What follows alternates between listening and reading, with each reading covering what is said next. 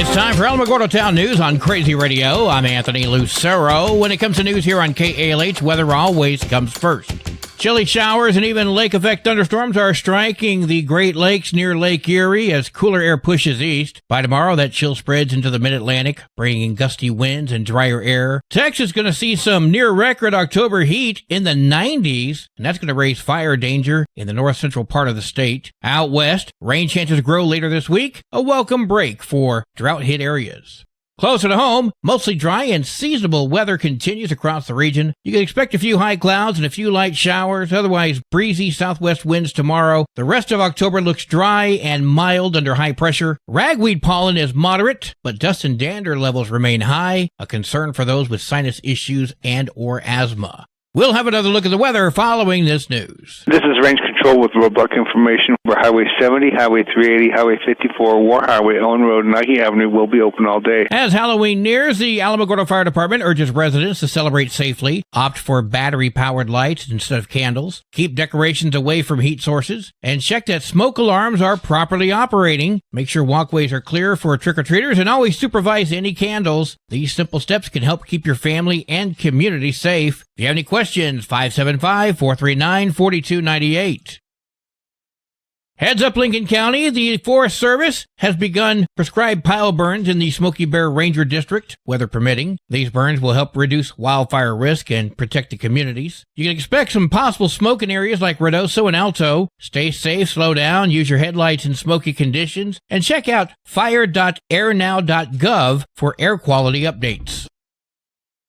The Mescalero Apache tribe reports a productive meeting focused on supporting Native American students across the district. Leaders highlighted student achievement, graduation rates, and cultural initiatives led by liaisons Elisa Chino, Alice Tonito, and Denise Torres. Apache language teacher Vivian Allard shared expanding opportunities for students to connect with their heritage, while the Indian Education Grant continues to fund key programs. Parents are encouraged to complete surveys to help guide future efforts. Alamogordo's Main Street District has surpassed $7 million in private investment, with new businesses fueling its growing cultural arts district along the 1100 and 1200 blocks of New York Avenue. Upcoming openings include Joe's Workshop, Atelier Regina, and Infinity Suites 2, joining earlier projects like Rad Retrocade, as well as the Historic Sands Theater Retrofit, and the Avis Building Brew Pub. Additional investments include the gallery build-outs, the Rocket Music Store, and the Inkwell Innovation Center, a $1 million co-working and maker hub. City leaders say these projects are transforming downtown into a vibrant hub for art, entrepreneurship, and community growth, with multiple grand openings planned for 2026.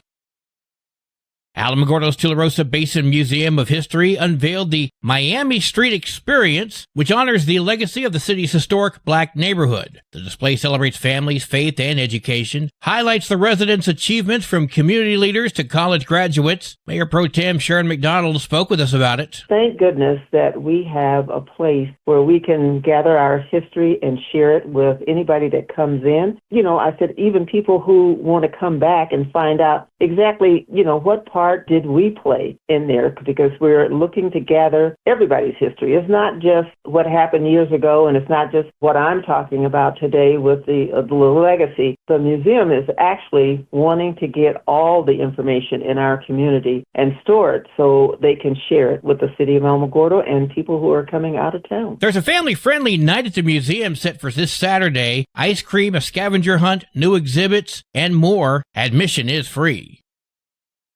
The Otero County Commission is going to be holding a public comment session Thursday, October 30th at 6 p.m. regarding Ordinance 2205, which governs the use of off-highway and side-by-side vehicles on public roads. The meeting follows a recent accident involving an uninsured out-of-state rider, prompting the county to consider rescinding the current law. Riders are encouraged to attend the Commission chambers, that's at 1101 New York Avenue in Alamogordo, to share your input on the future of side-by-side vehicle use in the county.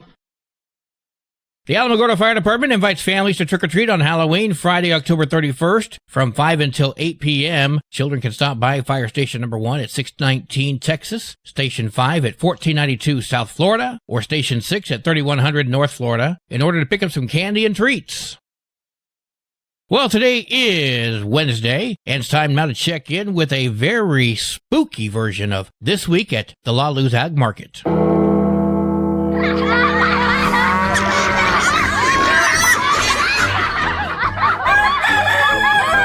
It's that spooky time of year again, and the Laluz Agricultural Market is getting a little bit haunted.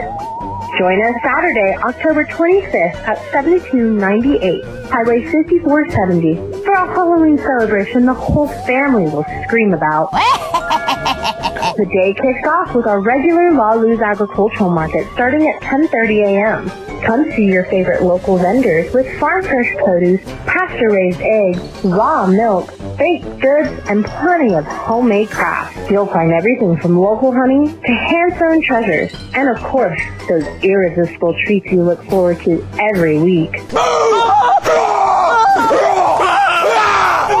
Then, when the clock strikes 1, it's time for our Halloween farm-themed trunk or treat. Give me something good to eat. From 1 to 3 p.m., kids can wander through decorated booths, meet funny farm animals, and fill their bags with sweet treats. You'll never know what you'll see. I got a rock. Maybe a ghostly goat, a mummy cow, or a farmer Frankenstein handing out candy corn. At 2 p.m. sharp, it's time for our children's costume contest. 3 frightfully fun categories: cutest, scariest, and most creative. So whether your little ghoul shows up as a pumpkin, princess, or pint-sized pirate, everyone's welcome to show off their Halloween spirit. Yay! Prizes, laughter, and memories you'll believe in. Aww. And don't forget our furry friends. Spoo Bell Rescue is back this weekend for special pet adoptions. They'll have lovable dogs looking for forever homes, plus free nail trimmings for your pet. Come meet a few sweet fur babies, and maybe even adopt your very own little monster. So mark your calendars, Saturday, October 25th at the Laluz Agricultural Market. It's all happening at 7298 Highway 5470, right between the pistachio farms, McGinn's, and Heart of the Desert. Bring the kids, the costumes, and your appetite for fun, because this is one Halloween you don't want to miss. Follow Laluz Agricultural Market on Facebook for all the latest updates, and come celebrate Halloween farm style. See y'all there, if you dare.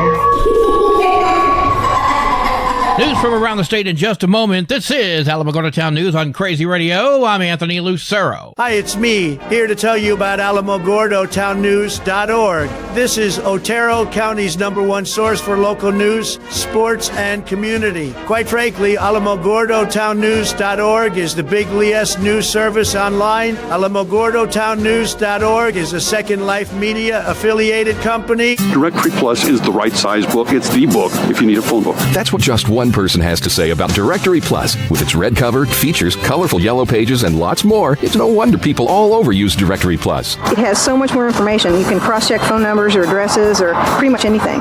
Look on the plus side, Directory Plus. I'm a big fan of Directory Plus. A Santa Fe man is in custody facing child pornography charges. Police arrested 53-year-old Juan Alberto Lorenzo Nahara last Thursday after discovering explicit images of children on his devices at home. He faces 3 counts of distribution and 1 count of possession of child sexual exploitation material involving a child under the age of 13. Bernalillo County deputies arrested 48-year-old Dominique Andrade for the brutal killing of a man outside of a Dollar Tree in southwest Albuquerque. Surveillance video showed Andrade attacking the victim with a rock. Andrade faces charges of murder and tampering with evidence. He's set to appear in court on Tuesday. Santa Teresa Middle School was briefly placed on secure status yesterday morning after a student was found with 2 knives on campus. Gadsden ISD says the student was quickly identified. The weapons were confiscated without any incident. There was no active threat, but students were kept in classrooms as a precaution while police investigated. The hold was lifted just before noon and normal operations resumed. Authorities have identified a body found south of Roswell last week as 34-year-old Cheyenne Lewis Bolds, reported missing on September 17th. The Chaves County Sheriff's Department is investigating the death as a homicide. The government shutdown is now impacting the nation's nuclear security operations. The National Nuclear Security Administration has furloughed 1,400 workers, leaving less than 400 on duty. Sandia National Labs, which helps maintain America's nuclear arsenal, says they are operating on leftover funds, but they haven't disclosed how many workers are out. Officials insist there is no threat to national security despite these staffing cuts. Police in Sunland Park and the Donna Ana County Sheriff's Department are joining forces to crack down on unsafe recreational shooting near Santa Teresa. Residents have reported stray bullets striking homes during desert gatherings. The new effort boosts patrols, enforces trespassing laws, and educates the public on firearm safety. Officials say the goal is not to target lawful gun owners, but to stop reckless shooting that threatens family, property, and airport safety. New Mexico could face a major budget hit if Congress does not act to suspend the pay-go rule, which could trigger automatic cuts under sequestration. Federal mineral leasing payments, royalties from oil, coal, and other minerals, are not exempt and totaled $2.88 billion to New Mexico in 2024. These funds support the state's general fund, early childhood programs, the severance tax permanent fund, a new Medicaid trust fund. Officials warn that losing a year of revenue would strain schools, higher education, and key social services, just as Congress remains deadlocked on federal funding.